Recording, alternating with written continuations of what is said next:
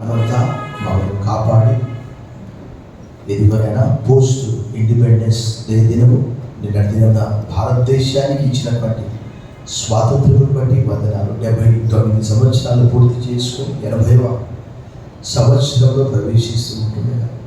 ఇంకా మా దేశ ప్రజలు రక్షింపబడని వారు అనేక మంది ఉన్నారు ప్రభా. వారి కొరకు మీరు ఈ లోకానికి వచ్చి మానవునిగా వారి కష్ట నష్ట దుఃఖ వ్యాధి బాధల్లో ఇరుకుల్లో ముఖ్యంగా వారి పాపములు పాప భీతిని దూరపరచడానికి ఈ లోకానికి వచ్చారు ప్రభా. నీకు వందనాలు. పాపం చేయి ప్రతివాడు పాపమునకు దాసుడు అని సెలవిచ్చారు.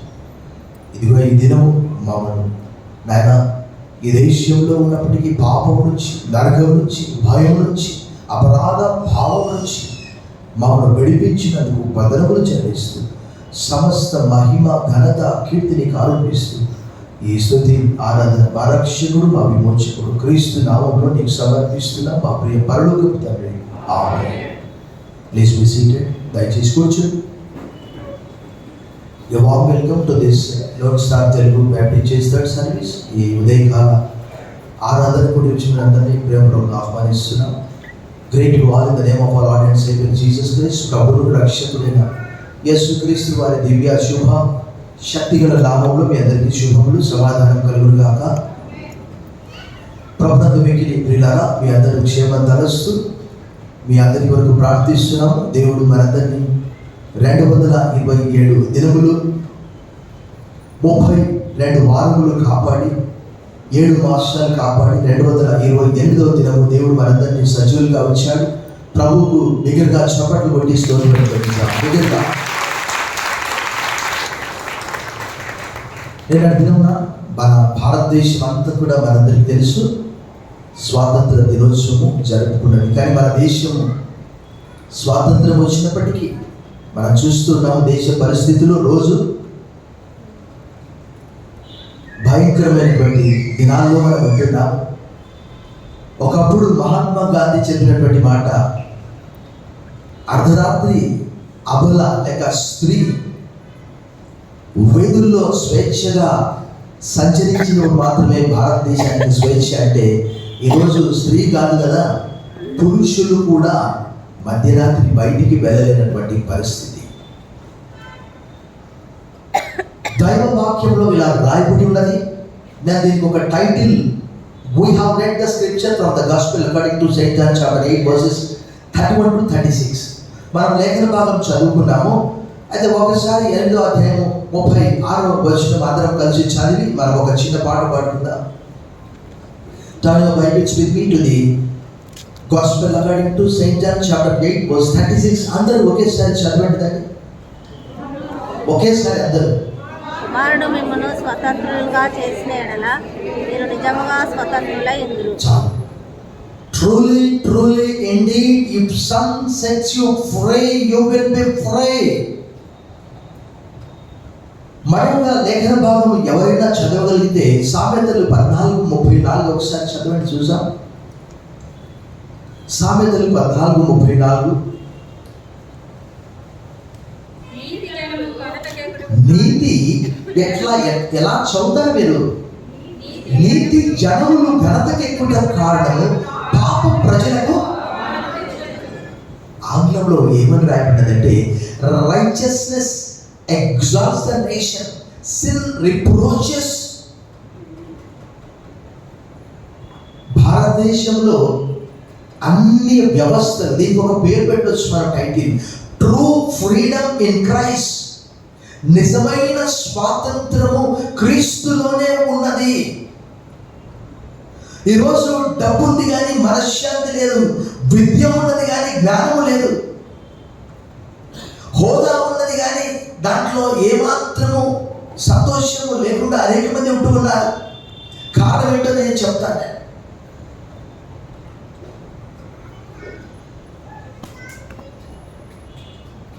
ఒక పాట పాడదాం. ఈ పాట భారతదేశంలోని క్రైస్తవులందరూ కూడా రక్షణ పొందుకోవాలి అన్నటువంటి పాట. జయరాజు యేసు జెండా క్రింద సేవకు వస్తిని, వచ్చినటువంటి వారు నాతో కూడా పాడండి, రానటువంటి వారు బిగ్గరగా చప్పట్లు కొడుతూ ప్రభువును స్తుతించండి.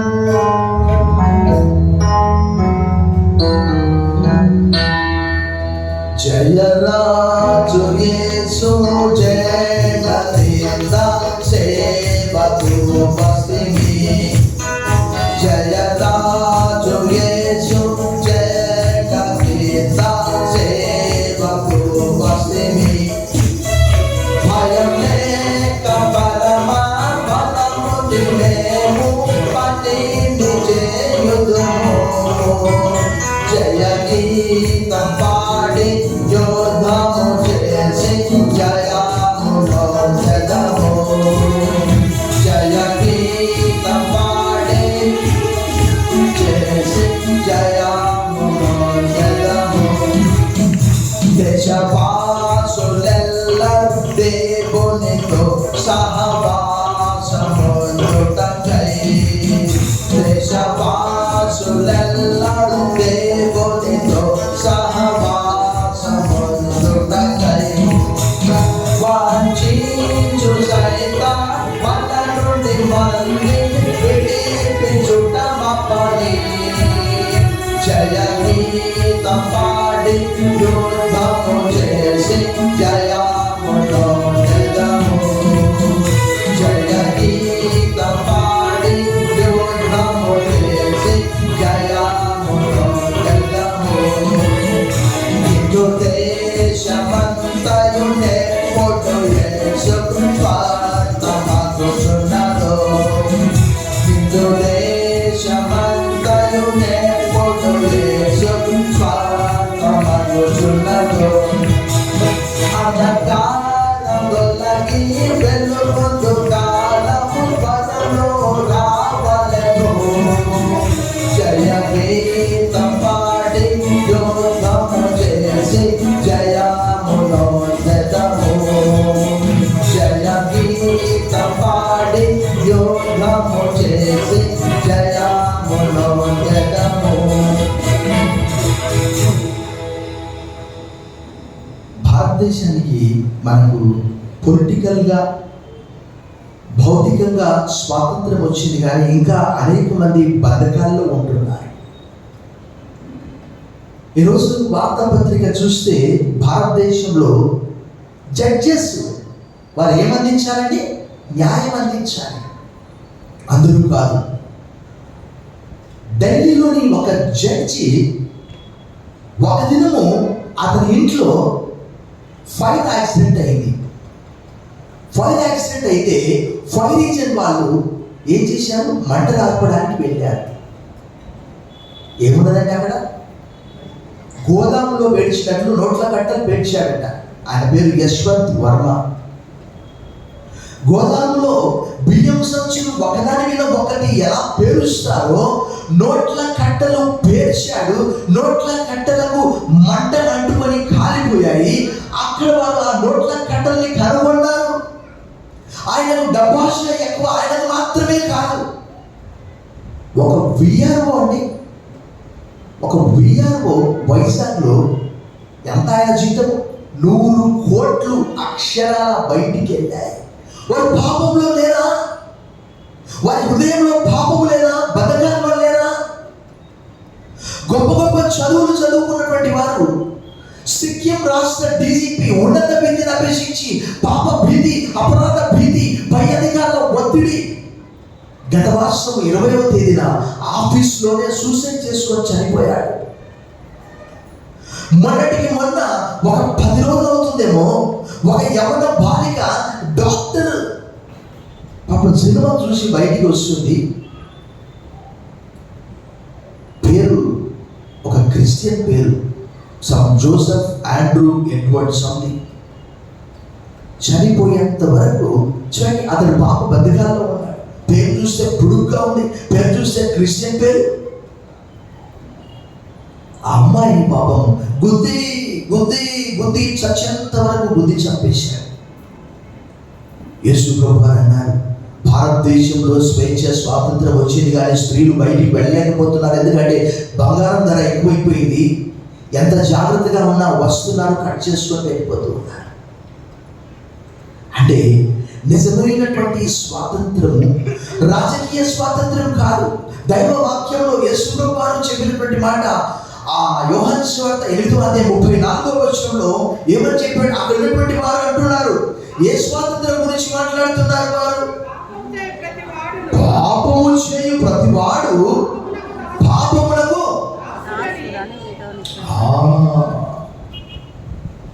యేసుప్రభు వారు మాట్లాడుతున్నటువంటి ఆ స్వేచ్ఛ 34 పాపము చేయు ప్రతివాడు పాపమునకు దాసుడు. పొలిటికల్ గా భౌతికంగా ఎక్కడైనా నువ్వు సంచరించవచ్చు, కానీ హృదయంలో భయము పాపము. The heart is deceitful above all. ఈ మధ్యలో ఐఏఎస్లు ఐపీఎస్లు చాలా కాలం క్రితం నేను ఒక వార్త చదివాను. అనంతరం అనే ఒక కలెక్టర్ 20 లక్షల లిక్విడ్ క్యాష్ తీసుకొని ఎయిర్పోర్ట్ లో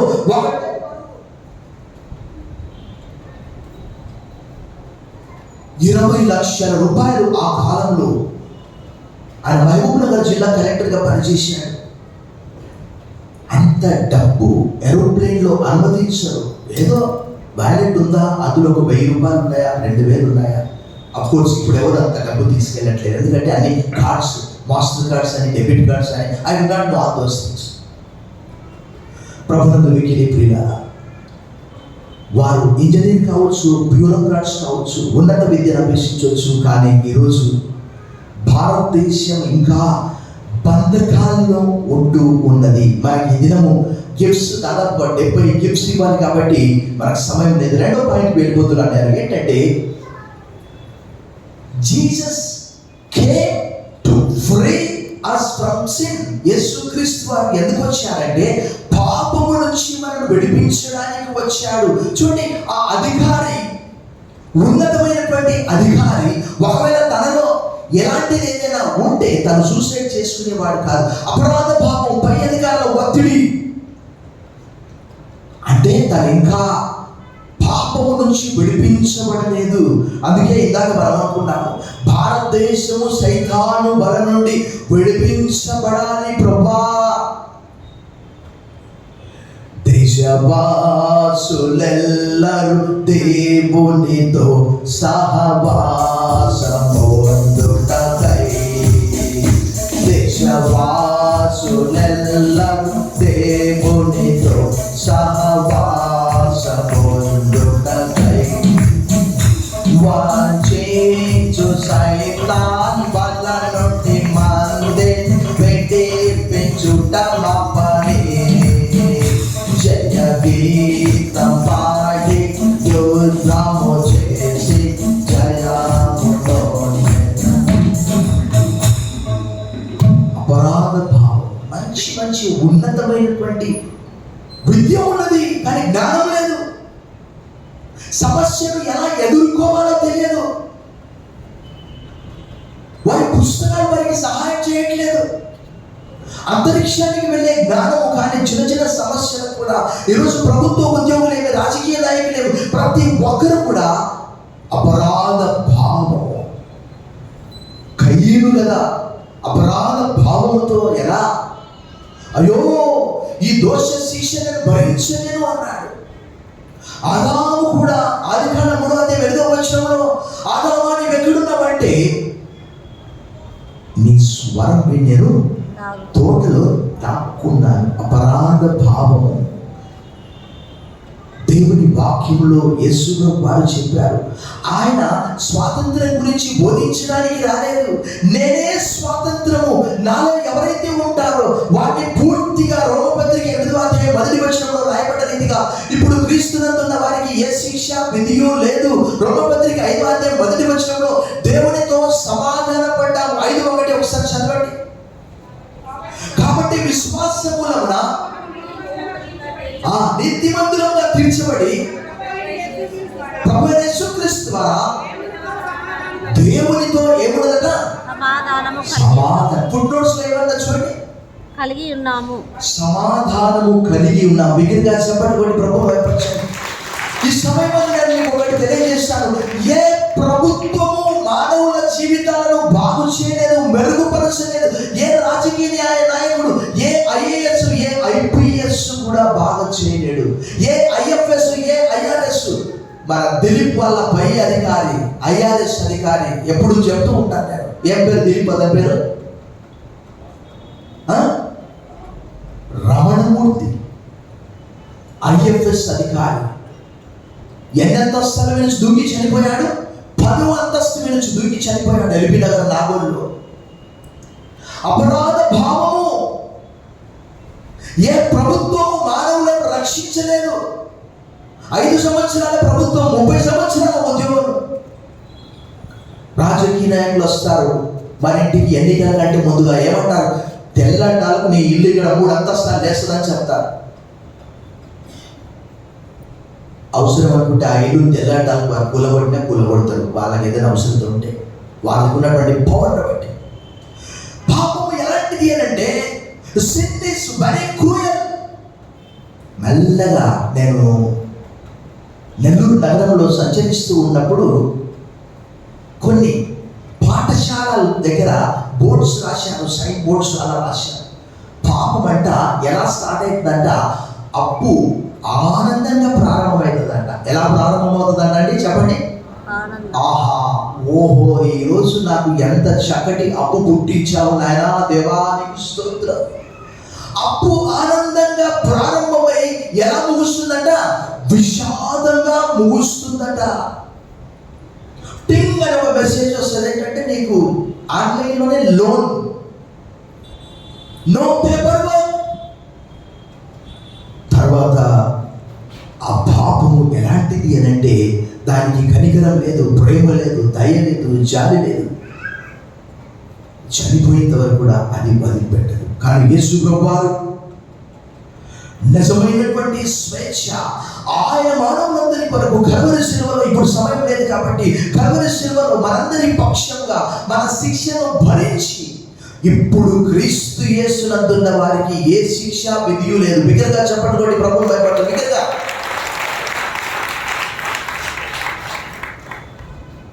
ముందుకు వెళుతూ ఉన్నాను. ఇంకా దేవునితో సమాధానపరిచి మన పాపములను క్షమించి, అపరాధ భావము, పాప భీతి, ఆదాము గురించి చెప్పాను, కయీను గురించి చెప్పాను.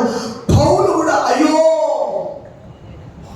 నేనంత దౌర్భాగ్యుడను, ఇటు మరణంలో నా శరీరంలో నన్ను ఎవరు విడిపిస్తారు? O I am wretched man that who will rescue me from this body of death అని ఆయన ఒక కేక పెట్టారు. నిజమైనటువంటి స్వాతంత్రము అంటే, true freedom is not whatever that we wanted to do. నిజమైనటువంటి స్వాతంత్రం అంటే మనం ఇష్టం వచ్చినట్టు చేయడం కాదు. అపోజిట్ పౌలు ఇప్పుడు సమయం లేదు కానీ నాకు అన్నిటి మీద స్వాతంత్రం ఉన్నది, కానీ అన్ని చేయదగినవి కావు. ఒకసారి చూడండి, ఎప్పుడు కూడా మీరు వినకపోవచ్చు. కొరింథీయులకు రాసిన మొదటి పత్రిక 10వ అధ్యాయంలో పౌలు గారు ఇలా తెలియజేస్తున్నారు. చూడండి, కొరింథీయులకు రాసిన మొదటి పత్రిక 10వ అధ్యాయం 23వ వచనం. అన్ని విషయములందు నాకు స్వాతంత్రం కలదు, కానీ అన్నియు చేయదగినవి, అన్నిటి యందు నాకు స్వాతంత్రం కలదు, కానీ అన్నియు క్షేమాభివృద్ధి కలగచేయవు. స్వేచ్ఛ, స్వాతంత్రం ఉన్నది కదా, అన్ని చేయడానికి వీల్లేదు. ఉదాహరణకి 2 ఉదాహరణలు చెప్తాను. ఒకటి, చేప. అయ్యో పాపం, చేప బంధించబడినది నీళ్ళని, దాన్ని ఒకవేళ మనం బయటికి తీసుకొని వస్తే ఏమవుతుందండి? దాని జీవించే హక్కును కాల రాసినట్లు అవుతుంది.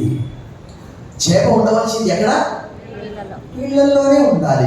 దేవుడు మనకు ఆజ్ఞ ఇచ్చాడంటే దేని కొరకు? తప్పిపోకుండా ఆజ్ఞ ఇచ్చాడు. 112వ కీర్తన మొదటి వచనం, వ్యభిచరింపకూడదు, నరహత్య చేయకూడదు, దొంగిలకూడదు అని ఎందుకు ఆజ్ఞ ఇచ్చాడు? దావీదు మహారాజు ఏం చేశాడు? నిర్గమకాండం 20వ అధ్యాయంలోని ఆ ఆజ్ఞలన్నీ కూడా ఉల్లంఘించాడు. వ్యభిచరింపకూడదంటే వ్యభిచరించాడు, నరహత్య చేయకూడదంటే నరహత్య చేశాడు. యాకోబు పత్రిక 2వ అధ్యాయం 10వ వచనంలో యాకోబు ఏమన్నాడు?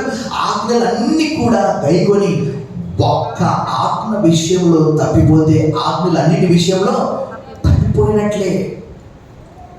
ఒకానొక దినము చెరసాల్లో ఒక వ్యక్తి ఉన్నాడట.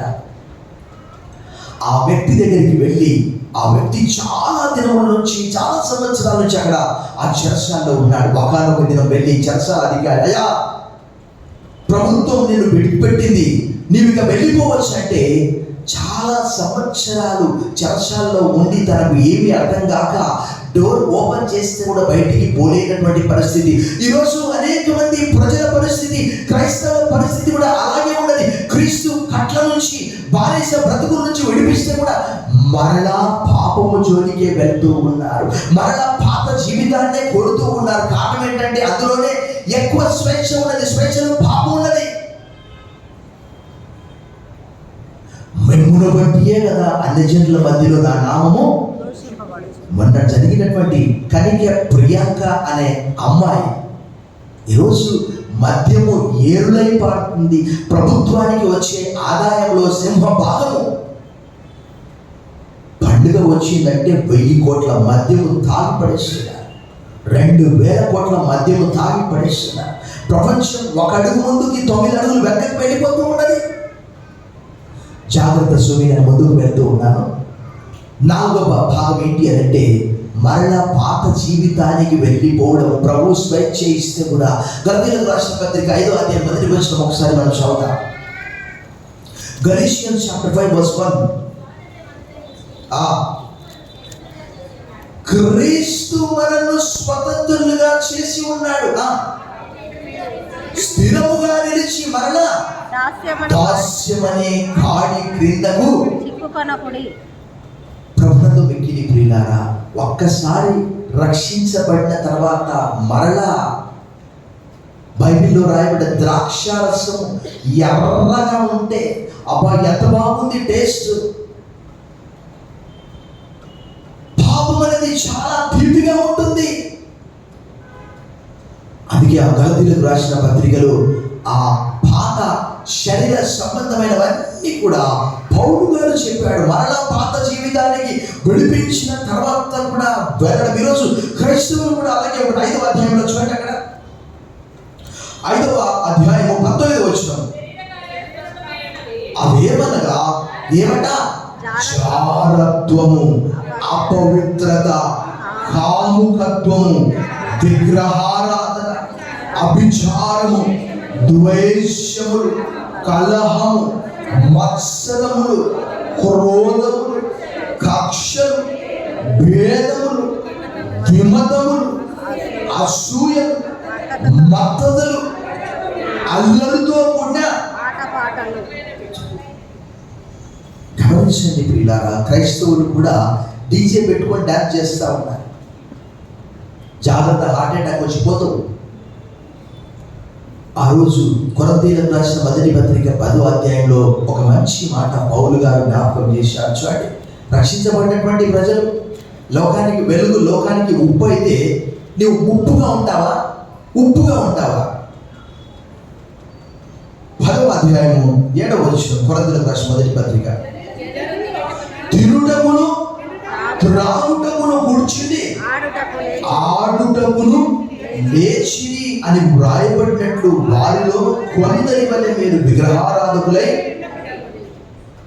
దేవుడు అల్లరి కర్త కాదని దైవవాక్యము తెలియజేస్తూ ఉన్నది. కొరింథీయులకు రాసిన 1వ పత్రిక 14వ అధ్యాయంలో పౌలు గారు ఆ మాట తెలియజేసి 14వ అధ్యాయము 33వ వచనం.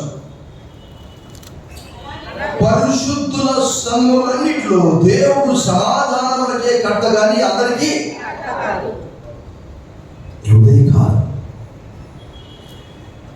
ఒకసారి రక్షించబడిన తర్వాత దేవుని పాటలే కానీ కడవడి పాలలో చుక్క విషం వేస్తే పాలన్నీ ఎలా విషంగా మారిపోతాయో, నీ పెళ్లి పరిశుద్ధమైనదని చెప్పి నీ పెళ్లిలో సినిమా పాటలకు డీజే డాన్స్ చేస్తే అది పరిశుద్ధమైనటువంటిది కాదు, అపరిశుద్ధమైన ఆ పెళ్లి కాస్త పెటాకులు అయిపోతుంది. ప్రభునందు మిక్కిలి ప్రియులారా, ఈ ఉదయకాలం భారతదేశము బాగా మనందరికీ తెలుసు ద్వేషంతో నింపబడ్డది. ఒక విద్యార్థిని మందలిస్తే వాడు కాపు కాచి ఉపాధ్యాయుని కొడుతూ ఉన్నాడు. ఒక పాఠశాల విద్యార్థిని పాఠశాలకు బలవంతంగా తల్లిదండ్రులు పంపిస్తే జూన్ మాసంలోనే ఆంధ్ర ప్రాంతంలో వాడు 5 అంతస్తుల నుంచి దూకి చనిపోయాడు. 7వ తరగతి చదివే విద్యార్థి. సెల్ ఫోన్ వాడద్దు అంటే తండ్రిని అక్కడిద్దరిని పొడి చేశాడు. కర్ణాటకలో పాప బంధకాల్లో లేరా? స్వాతంత్రం వచ్చింది కదా, 24 గంటలు ఫోన్ చూస్తే మరి కడుపులకు అన్నము, పని చేయకపోతే భోజనం చేయొద్దనే మాట రాయబడి చదువుకునే విద్యార్థులకు మినహాయింపు ఉంది. ఈరోజు సెల్ ఫోన్లో చూసి అనేకమైనటువంటి అసహ్యమైనటువంటి కార్యములు జరిగిస్తున్నారు. చివరి మనము చూస్తే ఈ స్వాతంత్రాన్ని బట్టి ప్రభువును మనము స్తుతించాలి. ఎందుకు అని అంటే మనము పాపము నుండి, శాపము నుండి, అపరాధ భావము నుండి మనకు క్షమాపణ దొరికింది. తండ్రి తన కుమారుల జారిపడినట్లు యెహోవా తన యందు భయభక్తుల వారి జారిపడును. పడమటికి తూర్పు ఎంత దూరమో మన పాపములను అంత దూరపరిచాడట. అంత మాత్రమే కాదు, మనం ఈ దేశంలో రీసెంట్గా నేను ఒక వార్త చదివాను, ఈరోజు కూడా వచ్చింది. మొరాకో దేశంలో అక్కడ నిరుద్యోగం ఎక్కువైపోయి చాలా మంది యువత ఇబ్బంది పడుతూ జడ్జెట్ 212 అని ఒక ఉద్యమం తీసుకొని వచ్చారు. వారు స్పెయిన్ దేశానికి పారిపోయే సమయంలో 1000 మంది నీళ్లలో మునిగి చనిపోతూ ఉన్నారు. కారణం ఏంటంటే అక్రమంగా స్పెయిన్కి వెళ్ళే సమయంలో ఒక్కొక్క ఓడలో పరిమితికి మించి కూర్చోవడం వల్ల, అంటే ఆ దేశంలో ఉండడానికి వారికి ఇష్టం లేదు. ఈరోజు ఈ దేశంలో ప్రభు వారిని పాపం నుండి, శాపం నుండి విడిపించి అపరాధ భావంతో లేకుండా దేవునితో సమాధానపరిచి ఇప్పుడు క్రీస్తు యేసునందున్న వారికి ఏ శిక్ష విధియు దగ్గరగా చప్పటి పడి ప్రభువును బయటపరిచారు. చివరిగా నిన్న దినమున ఇండిపెండెన్స్ డే రోజు అనేక మంది ఆయా రంగాల్లో వైద్య, విద్య, ఆరోగ్య ఏ రంగాల్లో పనిచేసే వారు కొంతమందిని ప్రభుత్వం వారు కూడా వారిని సత్కరించారు. వారందరికీ కూడా నా అభినందనలు. కానీ మీరు ఒకటి గుర్తుంచుకోండి, పేతురు రాసిన మొదటి పత్రిక 2:16 చదివి మనం ముగించుకుందాం. First letter of Peter chapter 2:16. పేతురు రాసిన మొదటి పత్రిక 2వ అధ్యాయం 16వ వచనం.